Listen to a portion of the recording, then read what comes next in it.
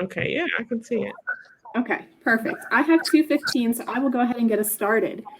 So good afternoon, everyone. Thank you for joining us for this session. My name is Autumn Perry, and I am the College Access and Success Program Director for both the Higher Education Policy Commission and the Community and Technical College System. And I'll be acting as your moderator for this session. As a point of housekeeping and before we get started, please feel free to jot any questions that you may have throughout the session over in the chat box on the right-hand side of the screen. And as we near the end of the session, we will take some Q&A there at the end. With that, I have the pleasure of introducing this session titled First2 Network, STEM Student Retention in West Virginia.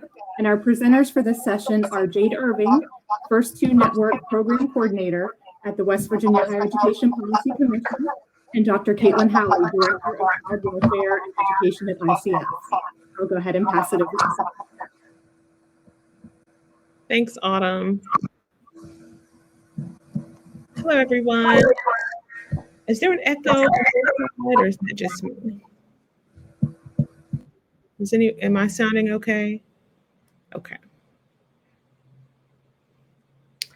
All right, so if you could, Caitlin, get the presentation up. There we go.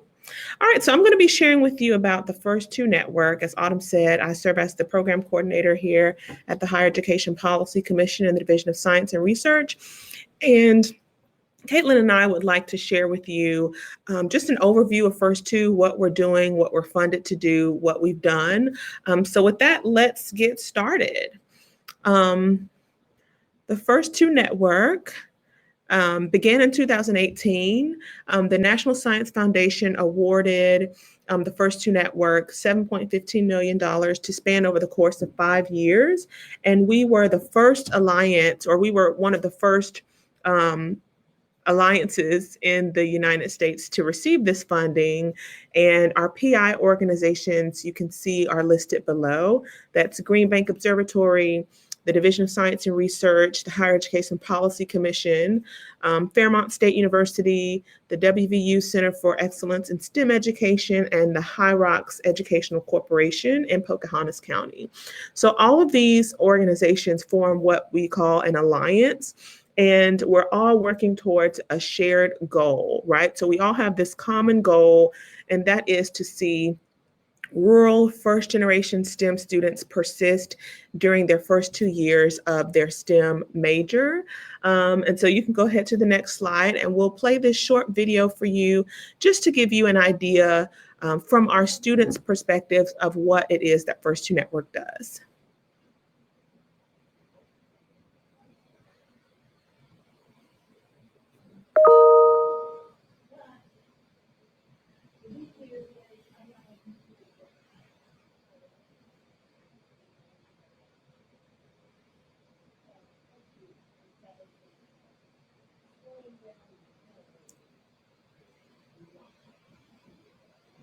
Caitlin, you may have to unmute so that we can hear it.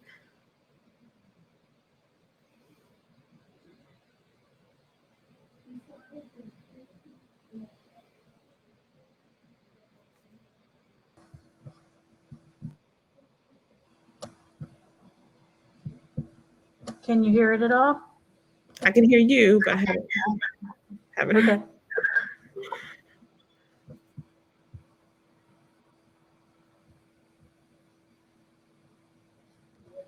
Oh, no. Okay. Oh, it might start. It takes a minute there. Let's see. It should be some music coming. Do you hear it? It's really, really low.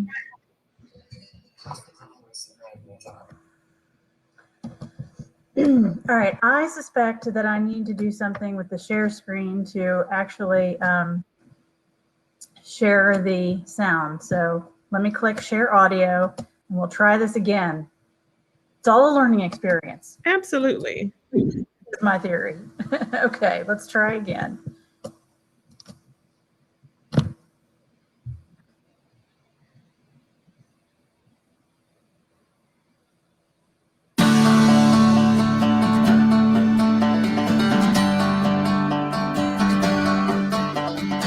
West Virginia needs to create new jobs. To do so requires an eagerness to innovate and a willingness to evolve. To adapt the strengths we inherit and combine them with a resolve to move forward. It requires collaboration from different sectors, offering a chance to emerge from separate corners and progress together. The National Science Foundation, through its Includes program, has recognized the need to diversify our national STEM workforce. West Virginia was chosen as a testing ground for new methods and models to improve access to education, training, and future job markets. Through Includes, an already diverse community is working to support the number of young people who are the first in their family to pursue a post-secondary degree in science, technology, engineering, or math.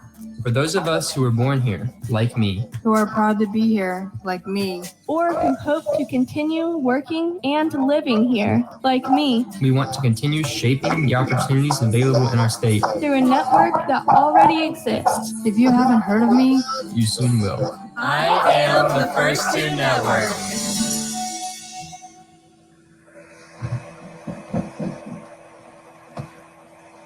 Okay, so that gives you an idea of our target population, the students that we want to engage in this network. All right, so the next slide talks about the aim of the First2 Network. So our aim is to double the number of STEM graduates in West Virginia from 30% to 60% within 10 years. We want to build a collaborative culture that results in a sustainable, long-lived improvement network, complete a research study to advance understanding of factors that affect rural first-generation student entry into and persistence in STEM, and we want to create a model program for other EPSCoR states and expand our alliance to 2 additional EPSCoR states within 5 years. And we are well on our way to achieving these aims. So what do? We were funded by the NSF to learn, right? We want to learn how to effectively engage and retain rural first-generation STEM students. That is a big piece of what we're doing. To that end, we study and research student engagement in the First2 Network to determine efficacy and to improve practices that are happening within our institution. And later on in this presentation, Caitlin will get into more specifics in terms of our research because she spearheads the external valuation for First2 Network. So we fund students to do early research in the summer prior to the start of their freshman year and in a variety of other ways throughout the first 2 years of engagement. And so far, our research has shown that doing research before you start for these students, it really does a lot in terms of building self-efficacy and allowing the students to see themselves as researchers, right? Building their confidence and increasing their network, right? So they get to do research with their faculty members, people that they'll be learning from when they actually start college. And so in a way, by having early access to their college professors, it really sort of demystifies and it takes a lot of the intimidation factor away for these students who don't come from families who've been to college. So they don't necessarily have those requisite skills on how to go to office hours or the purpose even for office hours. So and by being able to interact early and engage with their professors before the school term, it really helps them out in the long run. So we work with institutions of higher education and industry leaders across the state to create opportunities for students to deeply engage in STEM research early in their undergraduate career. And you'll notice the theme here is early. We want to interact with these students as soon as possible, right? Typically, freshmen and sophomores do not have an opportunity to do research or to engage in internships or anything like that. Typically that's reserved for students after they've entered into their junior or senior year, right? And so we want to make sure that we give students an opportunity to engage in early research and in early internship opportunities so that they know that they can do it, right? So that they'll be motivated to stick with their STEM major, even though the classes might get more difficult as they progress. They'll have confidence and they'll believe in themselves because they've said, hey, you know what, I've done this in a lab before. I've seen the opportunities that are available to me to get a job in West Virginia by doing this work. I'm going to stick it out. And finally, we work with college faculty members and high school teachers across the state to encourage improvement science in their practice with rural first-generation STEM students. I know what you're thinking right now. What is improvement science? Well, I'm so glad you asked. Let's go to the next slide and get a little bit into that. Improvement science is a form of disciplined inquiry that focuses on continually making small changes that help us understand what we need to know in order to improve practices. So in layman's terms, you're teaching a class. If you were to tweak one little thing that you do in your day-to-day teaching and study the impact of that change, you are engaging in what's called as improvement science. So key features of this inquiry involves focusing on a specific problem, taking a systems approach, using disciplined inquiry, measurement. You have to measure what you're doing, the impacts of it, right? And networked improvement communities, also known as working groups. Next slide, please. Our working groups are the people, the groups, the entities that really carry out the work of this improvement science. So they are the ones who develop these ideas and then they test them in their classroom with students or in their work with students. So everyone, let me just say this, not everyone who's involved in First2 is a STEM faculty member. We have some people who are in student success at their institution, but they notice that, hey, there's something I can do a little bit differently for this population of students. Let me try that. Let me study that and see how it impacts the way that I'm able to get to this student. So college readiness, faculty-student engagement, immersive experiences, student leadership, industry advisory board, and our student alumni group, which is one of our newer working groups, are all engaging in this PDSA, this plan, do, study, act, improvement science world, where they're able to make tiny little changes and study the impact of those changes and determine whether they want to adopt it, adapt it, or abandon the change that they did. And all of our working groups are centered around what we call primary drivers. So if we impact a student's readiness for college, if we can impact the way faculty members engage with these students, if we can impact student leadership and give these students leadership roles within First2 Network and on their campus, then we believe we will achieve our aim of doubling the STEM graduation rate in the state of West Virginia. If we can address these issues, then we absolutely expect to see an increase in who graduates. Next slide, please. A model for improvement. So I mentioned plan, do, study, and act. So just to give you another idea, when you're engaging in improvement science, what are you trying to accomplish? How will we know that a change is an improvement? And then what change can we make that will result in improvement? So all of these are sort of questions that you ask yourself when you're wanting to engage in improvement science. This is totally replicable, right? So we're not doing this for any one particular campus. We want every college, every university, every community technical college in the state of West Virginia to engage in improvement science and to learn from what other institutions are doing. STEM persistence is not a problem for any one particular institution. This is a statewide problem, and it's going to take a statewide collective effort if we're going to see an increase in who graduates with a STEM degree in our state. Next slide, please. So this is just a list of some of our partners, and we are adding to this list daily. You can see our partners range from Toyota to the Green Bank Observatory to Matrix, right? So again, First2 Network is not limited to just being in any one institution, right? We want to impact nonprofit sector. We want to impact the government sector. We want to impact industry, of course. We want to be in cooperation with other STEM efforts in our state, right? So collective, we have to take a collective approach.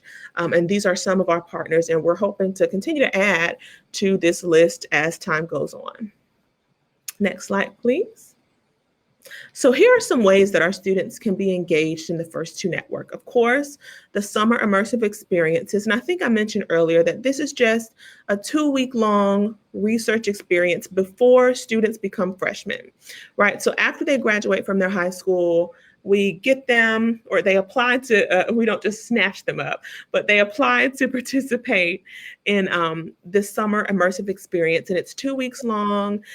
They participate at the institution where they're going to attend college. And for 2 weeks, they get to do research, and they get to play with research stuff, and they get to talk research talk, and they get to engage in sciencey stuff and STEM stuff, right? And so in that process, they're building their vocabulary, which clearly I don't have. They are building, as I mentioned, their STEM self-efficacy. They're growing their network, and they're really becoming comfortable with the idea of being a STEM student who is a first-generation STEM student, right? I don't want to downplay that fact that they are the first person in their family to go to college. And that can be very intimidating for students, right? So in coming early, they are growing their network, they are branching out, they're learning, hey, I can do this. And summer immersive experiences are a big role. They play a big role in that. Students can become a part of the campus club, right? So First2 Network has campus clubs on each of our partner campuses. They can be a hometown ambassador, legislative and policy ambassador, institutional ambassador. All these roles involve students taking leadership opportunities, right? So they'll go back to their hometown, or they'll go to the Capitol and talk to legislators, or they'll go into their institution and speak with perhaps the provost or the dean of their STEM college to talk about First2 Network and the impact that it's having on their success. Peer mentoring, campus research mentoring, leadership training and development. They can become a student director. And of course, they participate in the working groups for First2 Network. All of these opportunities are paid.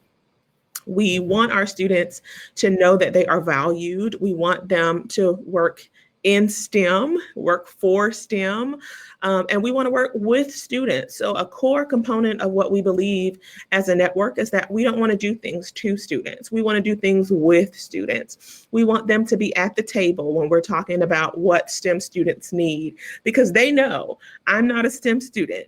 But if I sit with a student who is STEM, who is first generation, I can learn so much more than if I were to just look at some statistics on paper and try to make policy based off of that, right? So it's all about working with students. Next slide, please. Ethan Andres is a cyber forensics and security major at Marshall University. And he said that the First2 Network has made it easier for me to get into research labs with professors, right? As well as making it easier for me to speak with professors in general. First2 has led me to meet many great students at Marshall that have helped me in major decisions of my education. This is awesome feedback. This is exactly the type of feedback that we're looking for to know that we are impacting our target population. Next slide, I think we're going to meet Aubrey Cumberledge. Aubrey's a biology major at WVU. She's from Wallace, West Virginia. Aubrey has participated in First2 in a variety of ways, right? She's been very engaged. She's mentioned words like strong support network. First2 helped her to find research group in her freshman year. She says that she's learned valuable skills like budgeting, writing expense reports, administrative skills, and other leadership qualities through her positions as club treasurer and network administrative lead. Awesome, awesome, awesome. These are opportunities that are available to all of our students, and we want them to just jump in and learn along the way. Of course, we are helping to refine and to build that professionalism and to promote their self-efficacy, right? And we advocate for our students, but ultimately it's up to them to take the opportunity and run with it. And Aubrey is a great example of a student who has done just that. And then another student I want to show you is Mr. Josiah Baker. He is from Oak Hill, West Virginia, and he's a mechanical engineering student at WVU Tech. He says that with the First2 Network, he's developing his skills in leadership, computer software and communication. If it weren't for the efforts that the First2 Network makes in supporting students, he would not feel as confident in being rather successful at other aspects of his college experience. That's really powerful, right? So we believe in mentoring the whole student. So yes, we want you to succeed in STEM, but we want that success to translate to how you interact with your professors. We want that success to translate into an interview for a job, right? Knowing how to carry yourself as a scholar. Next slide, please. And this is you, Caitlin.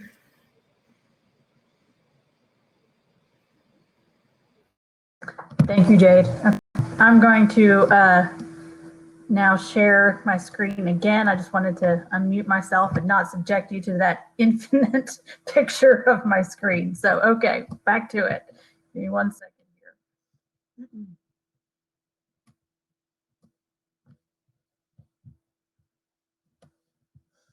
Okay, as Jade said, I'm Caitlin Howley. I am the external evaluation lead for the First2 Network. And so that means that although I am a friend of the First2 Network, my job really is to use evaluation techniques to document, assess, and measure how the network is functioning and to what end. So I look at things like how is the network growing, and are we in fact making progress toward our giant aim of improving early STEM persistence amongst rural first generation students. We have some early data from our first cohort of summer interns. We looked at their re-enrollment in a STEM major from their first year to their second year. And that produced a 70% STEM persistence rate, amongst the first cohort. What does that mean though? Sort of in context, although state universities do not consistently collect data on whether their students are the first in their family to attend college, we kind of developed a proxy to compare. We looked at first-time, first-year, rural, Pell-eligible students in West Virginia who are in a STEM major. And according to the latest data, their STEM persistence rate was 74%. So we're a little bit lower than the state average for a sort of similar group of students.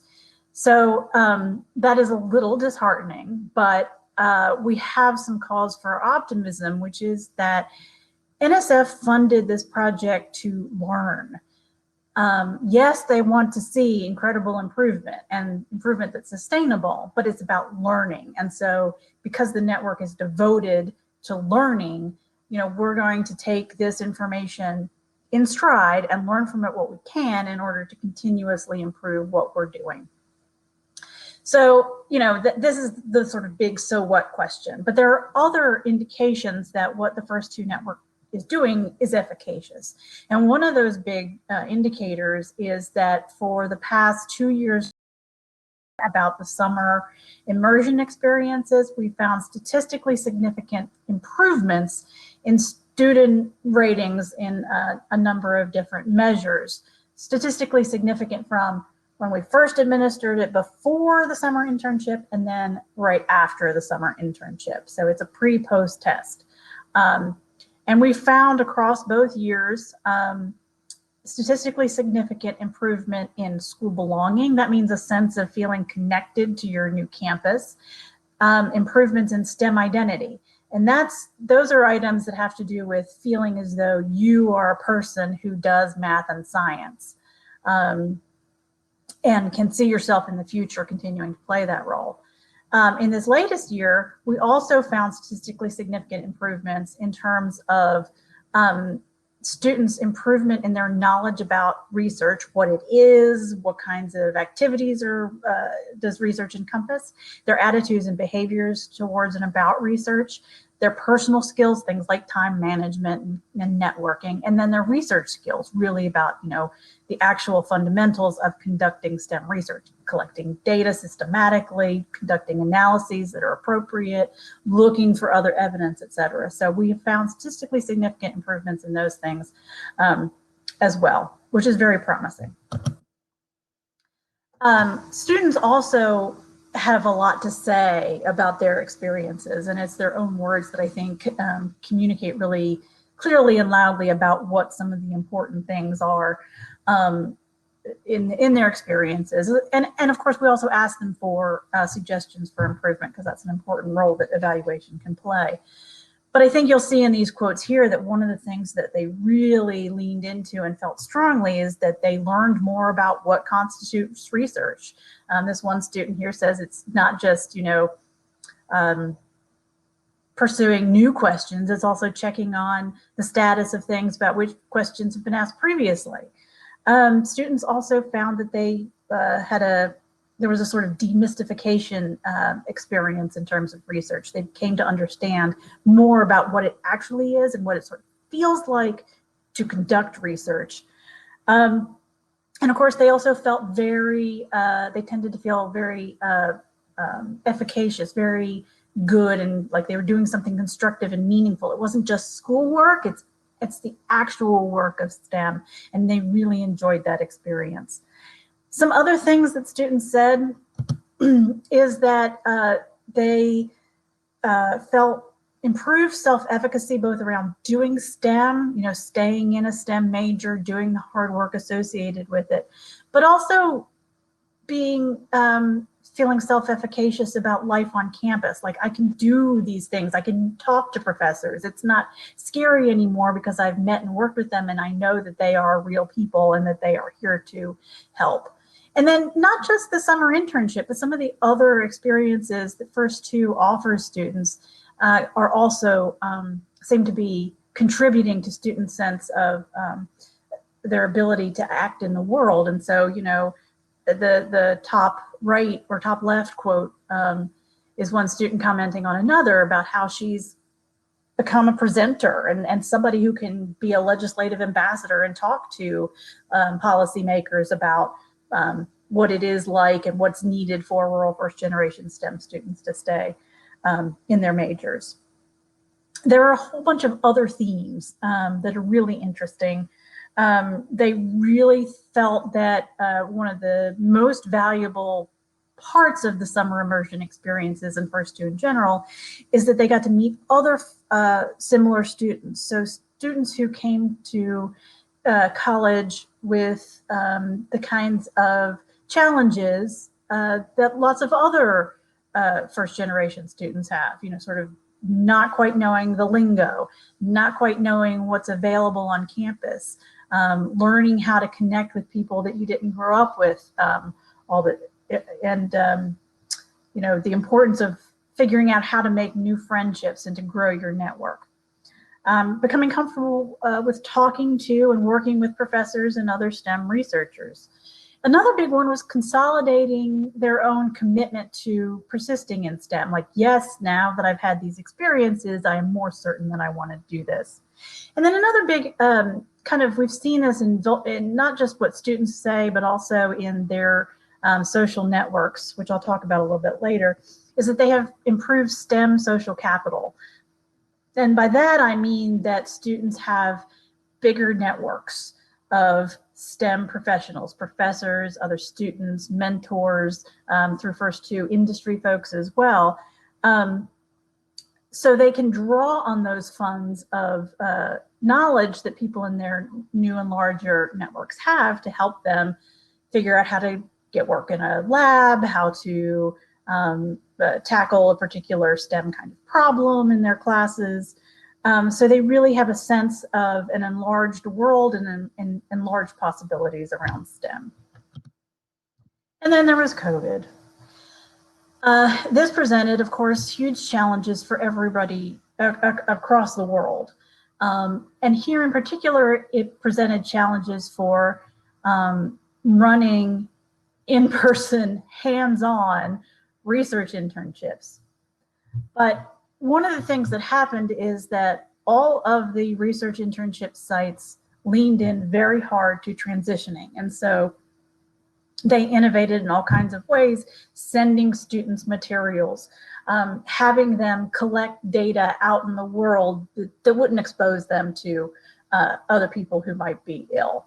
And the thing that was notable is that the statistically significant outcomes we saw in the first year during in-person internships persisted in the second year, even though everything was transitioned to a distance format. So that was heartening. It suggests that there are maybe bigger possibilities in constrained situations like COVID for ensuring that rural first generation STEM students get the kinds of supports and experiences that they need. Another thing that is really interesting about the First2 Network is this principle that students should be co-leaders and co-creators of solutions to the problems that they face. So Jade alluded to this earlier. We ourselves are no longer college students. Some of us may have been first generation students, some of us may have been rural, but we're not now facing the challenges nor bringing the strengths that rural first generation students do. And so leaning on, inviting in, valuing the lived experience and insights of students is crucial to what the First2 Network is trying to do. So students have some things to say about this. They appreciate the opportunity to kind of improve how the network functions, but also then to contribute in substantive ways. There's a student leadership work group, for example, that tackles some of these problems. You know, how do we think that these institutions we attend and these faculty we work with and other folks, other staff at these institutions could most productively help us through the rough spots.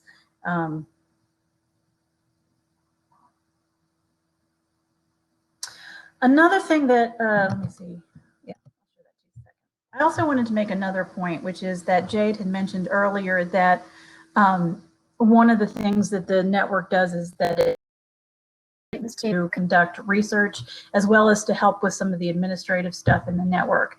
We have found that this is really crucial for rural and first generation students in particular, because the research says that rural and first generation students are significantly more likely than non-rural and non-first generation students to work because they need to. And so there is a real benefit to offering material support to students so that they know that their contributions are valued and they can continue their college careers via that help, while we're also professionalizing them, helping them build their resumes, and helping them through the network build their networks, build their STEM social capital. And then students, of course, recognize and appreciate that their insights are not just, you know, ancillary or beside the point or nice to have, but that they are crucial and central to the work that the First2 Network is doing. So these nerdy looking graphs are called radial graphs, and they're associated with a research method called social network analysis, which is a way of examining how people are connected to each other over time. As you can see here in these graphs, the little dots are people. We did not survey everybody. This is a sample. So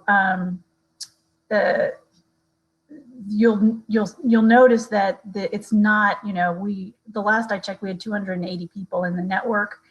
So this doesn't represent everybody. It represents people who responded to the survey. It would look different, of course, if everybody had.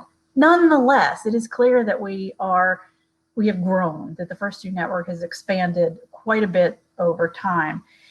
And the other thing that you'll notice is the lines connecting what are called nodes. Those little dots are called nodes.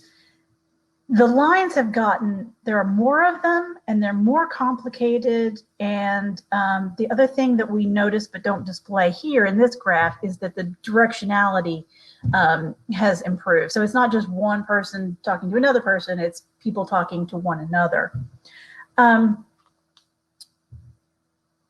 Our social network analyses have also found that the strength of these connections has improved over time, meaning that people aren't just communicating anymore. When they're asked to rate how they interact, their ratings have changed. And so they have moved from sort of just communicating in year one to what's called coalition. They sort of share a sense of, common aim, to things that are more like cooperation and collaboration. And really that's where we're aiming, is to improve collaboration so that people are really working together authentically on shared projects. Another thing that we've seen an improvement is the robustness of the network, meaning that not only are there more direct connections between each node, each person, there are also more indirect connections between people, meaning that they have more one-to-one connections, but through all of those one-to-one connections, they have more connections to other people. So something I want to say is that in a state that really didn't have this kind of network previously, focused on this particular issue, this growth is really necessary and really notable. And I think it also bodes well for the ability of rural first generation students to persist through their first 2 years of STEM study, because there's now this mass of people who are trying different ways to improve persistence. So I'm going to wrap up by saying that there are a number of things that we think that you can replicate. Some are easier than others, but they are all replicable. Many of these practices in the network. So first of all, you can certainly offer early STEM research experiences for rising freshmen. So students, the summer before they actually go to college, get this early exposure to what the real work looks like. We also think that establishing and running campus clubs is another way to ensure that students have access to peer support from like students, as well as the adults who are associated with helping set up the club. We also think that it's absolutely replicable to invite students in as co-leaders and co-creators of solutions to the problems of persistence or whatever education issue it is that you're trying to tackle, because it's those students who have the lived experience that they can analyze and help you understand and serve as thought partners in devising ways to tackle that problem.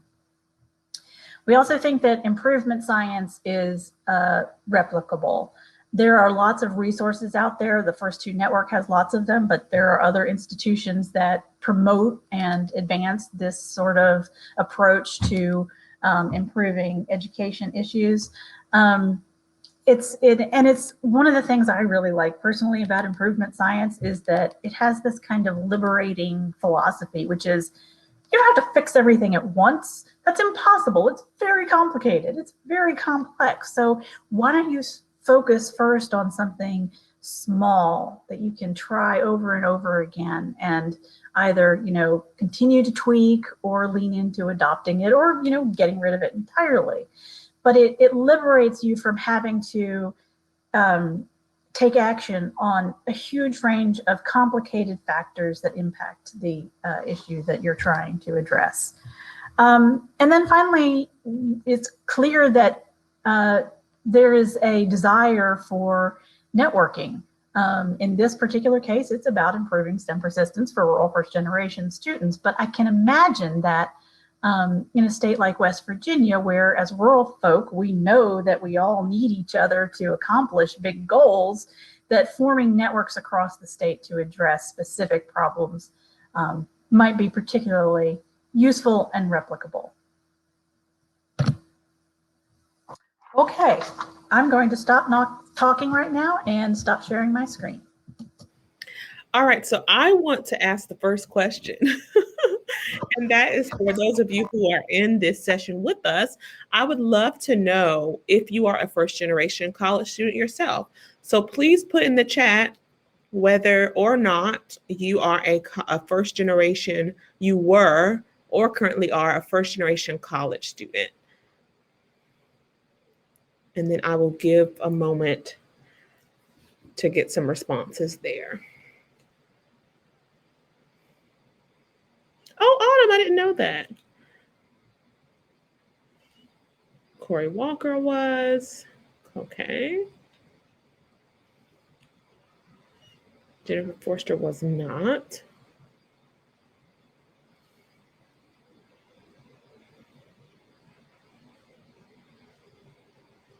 Okay, I'll give just a few more seconds for those who might be shy or for those who might be doing their hair and listening to this. Okay, I have another question for you, and that is, have you heard about First2 Network before, or was this your first time hearing about First2 Network? Please put that in the chat.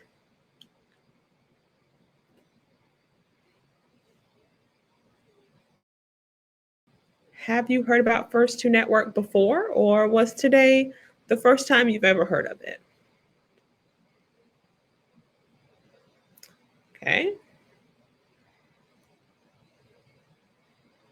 All right.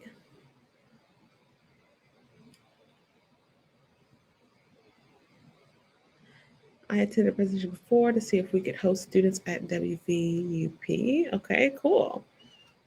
All right, so I'm going to pick on Corey.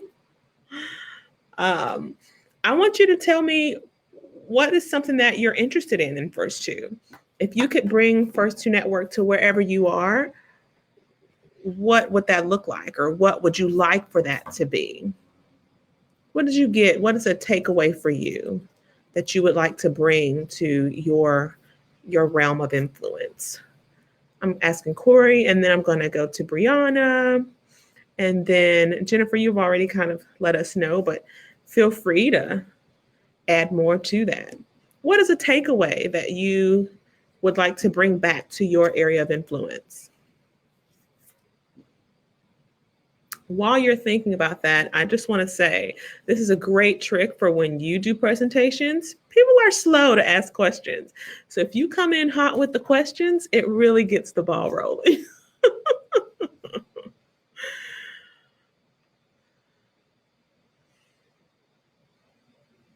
It's also so neat not being able to see people. This is very new for me, not being able to see the people that are in the session with me. So this kind of helps me feel more connected.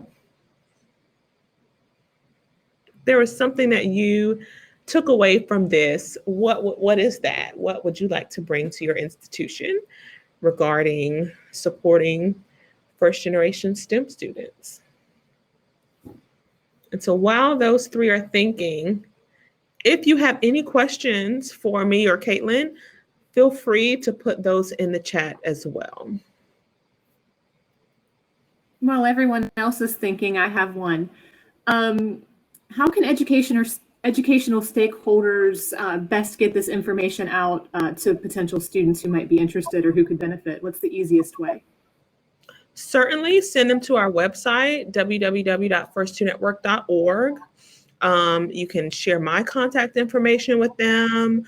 Any of our partner institutions, Marshall, West Virginia State, WVU, Fairmont, Glenville, we have implants on their campus who know all about First2, and they will tell you everything about it. They'll get you in touch with other people within First2 Network, and you can get plugged in that way. Okay, wonderful.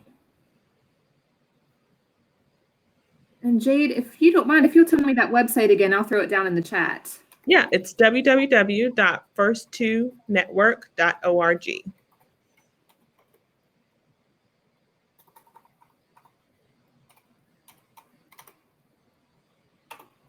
All right, there you go. Thank you.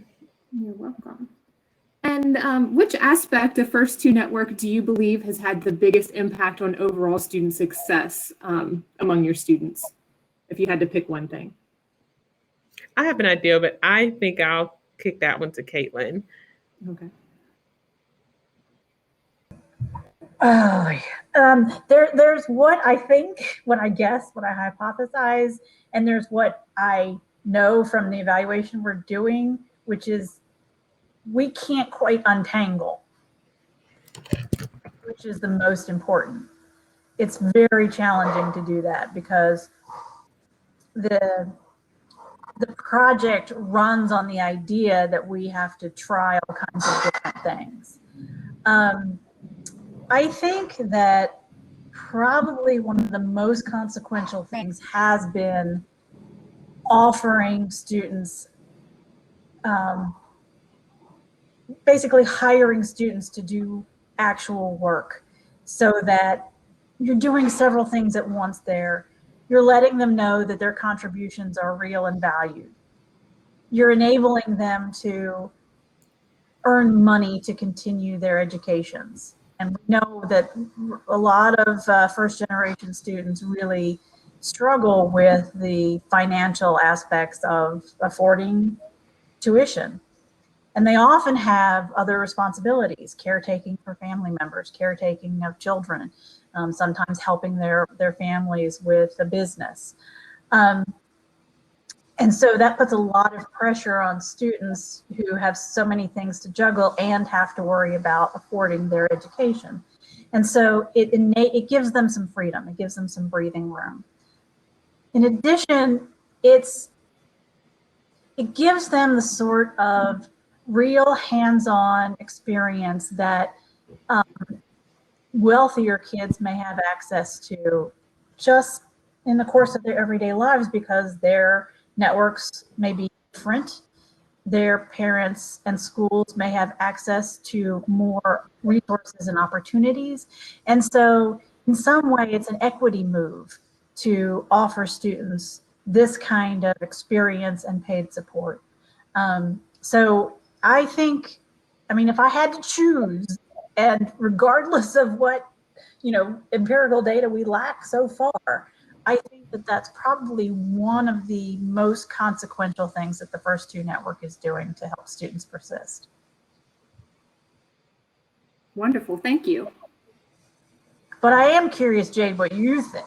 I think, and I'm not as in the weeds, of the research as you are, but I think it's very instrumental that students get that early immersive research experience. So right out of the gate from high school, they're able to feel like college level students. Students who many times didn't even see themselves being in college are now doing college level work, and they are doing it in a very low stakes environment, right? So they're not going to get a bad grade if they don't know something. They don't have to feel any peer pressure with not knowing anything, because the purpose of the early immersive research is for them to learn, right? And try things, and maybe don't get the right answer, but learn what the right answer, learn how to get the answer, or even just to learn a new appreciation for learning how to think like a scientist. So for me, I think that the early immersive research experience is huge in terms of paving the way for students to see themselves as, the real deal. I feel like in high school, and I'm remembering back to when I was in high school, there was a lot of hand holding, and, I thought I was just the smartest and the brightest. But when you go to college, you learn that you're not the smartest and the brightest. You're one of many smart people and many bright people. And so I think by having our students get that early exposure, it sort of brings them to reality that, this isn't the work I was doing in high school, but I can do it. I might not be the smartest in this group of students, but I'm still smart. I still have value and I still know how to do stuff. So for me, I think it's definitely the that early immersive experience.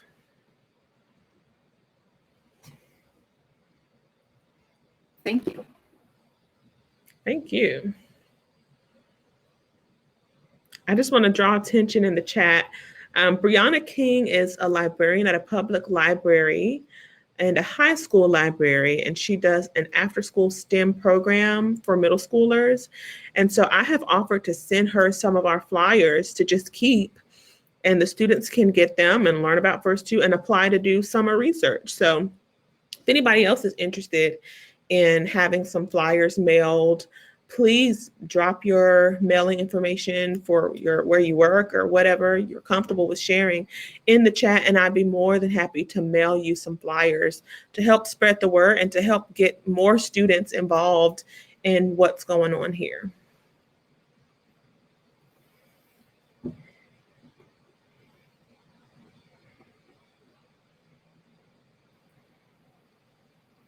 And if we have any additional questions for either one of the presenters, if you would like to go drop them either in the chat or in the Q&A of our session, feel free to do that.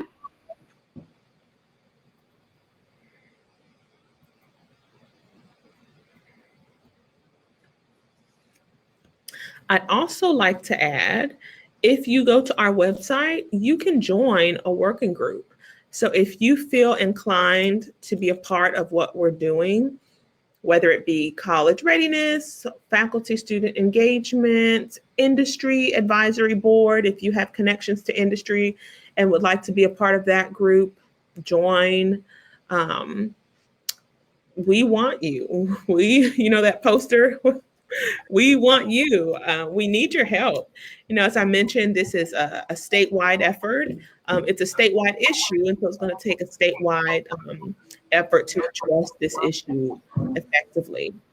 So head over to our website and become a member and join a working group. Our working groups meet at least once a month. And again, there are people from all over the state. There are people from high schools. There are people there from industry. There are people there from colleges who serve as faculty members or student support personnel, right? So you don't have to have a particular title to be a part of First2 Network. If you have a passion for helping rural first generation STEM students succeed, we want you to be a part of our effort. And we need your ideas. We want your ideas, and we're sure that you have value to add to this collective impact that we're trying to make. So head over to our website and join and add whatever working group. Caitlin, working groups aren't a huge time sink. Very true, very true. Working groups will not take out a lot of your time.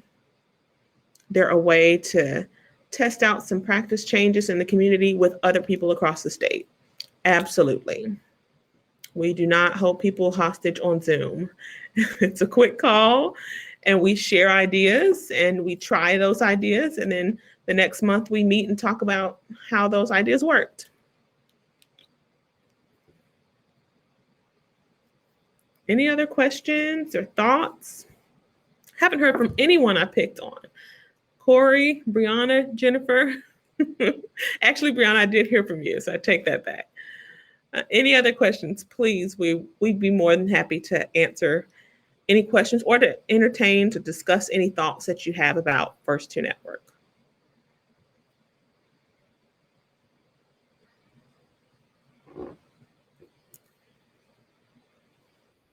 I'm feeling like we should let the class go now. You think so? Yeah, I think so. It's becoming a hostage situation. Well, I am fine with that. Thank you all so much for your time and for your efforts. Autumn?